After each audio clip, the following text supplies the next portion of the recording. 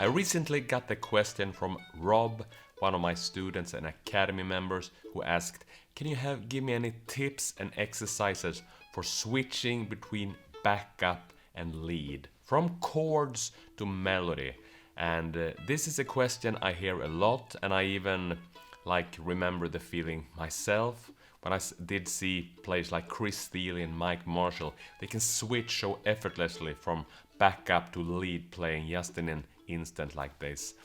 And well, as for all things, we got it.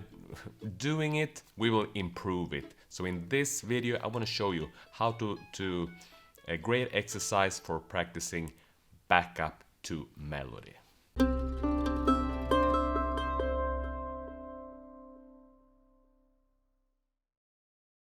My name is Magnus Sedlund, and I help mandolin players just like you get to the next level. If you're new here at the channel, make sure you subscribe. We have new videos like this coming out every week. Also hit that bell notification button and you will get notified as soon as we publish a new video.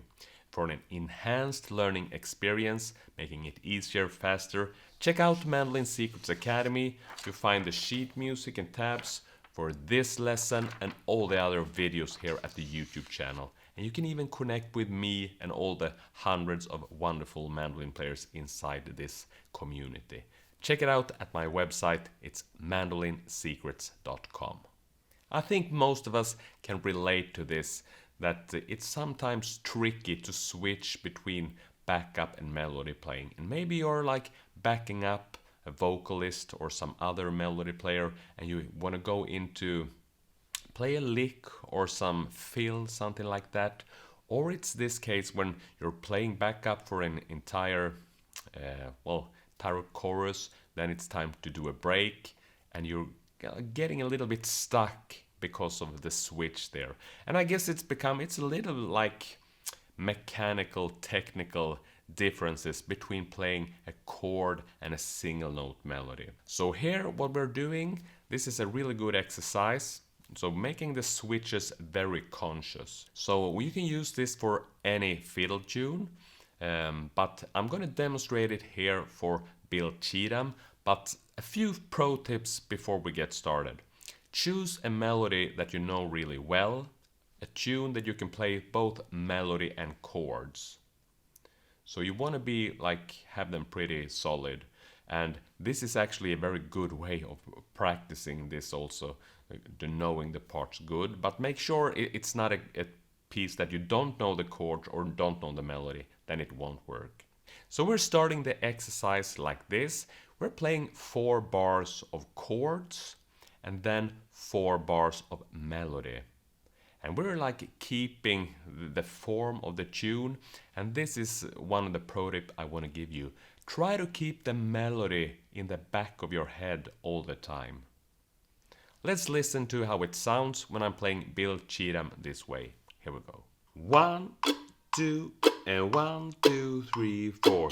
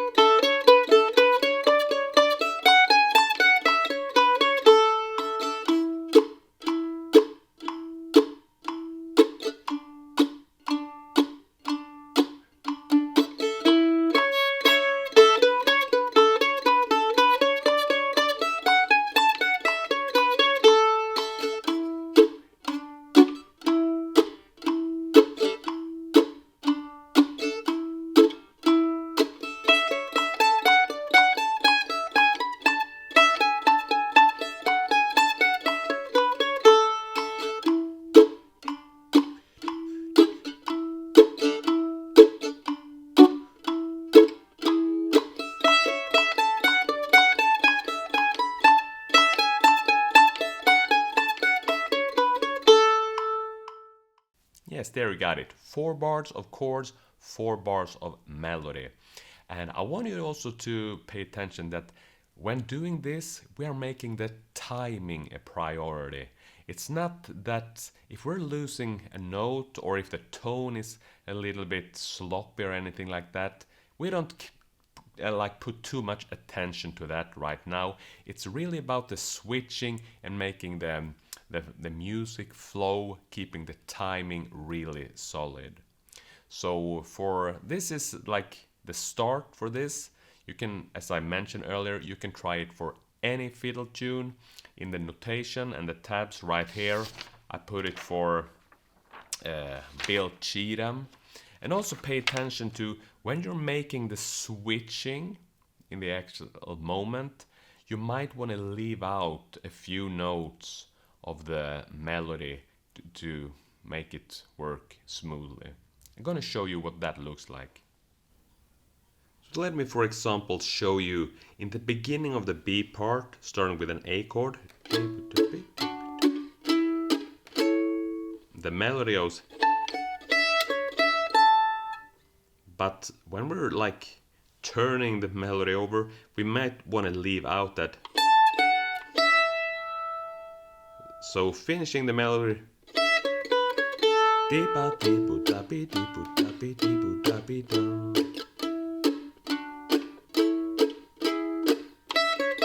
Same thing there. When we're coming from the chords, to make it easier, we can leave out that pickup. You can also include it. It's, as I said, we're not, the melodies and the notes is not the most important. It's the switching that and the timing we gotta keep. I think you can see what I meant there. And also one thing worth paying attention to. I mean, we can actually, to make the switch feel more natural, we can try to make the movements of the hands looking almost similar. So for we can have this for the chords. I'm using chop chords. You can also do that style, but anyway, and we're going to melody. Taking the tempo down again. So let's do actually the first, the A part. So keeping the melody in my head. You can even hum it slightly. So if I'm overdoing it, it would be like this.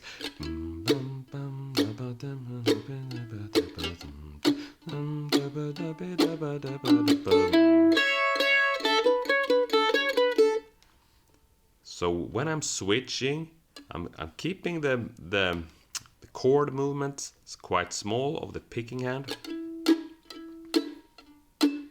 And then going into melody. So I'm not trying to change too much actually in the motion. And that might lead to that the notes are not coming up totally clean, but that's okay. The musical flow, the timing is the main thing we're working on. Yes, and after you played around with this for a while, you might also want to try the next level, the exercise 2, where we're playing 2 bars of chords and then 2 bars of melody. Let's listen to that.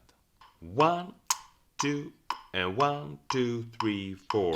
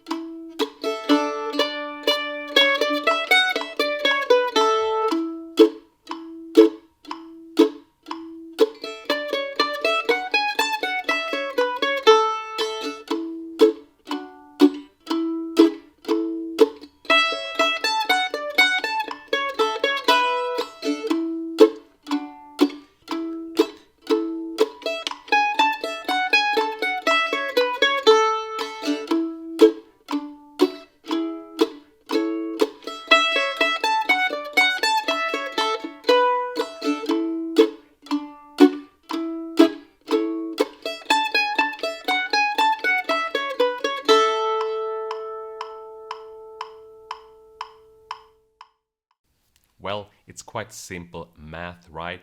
If we're like, now we're doubling the switches doing like this. So try that as well, but remember, I think as a beginner you want to like make a priority of exercise number 1.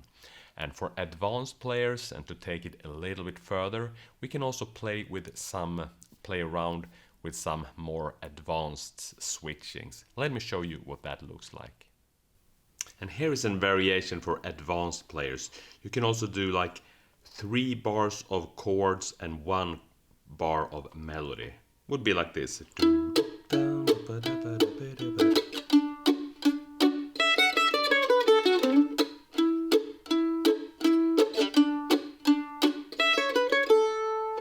You get the idea. And of course you can even switch every bar. That would sound something like a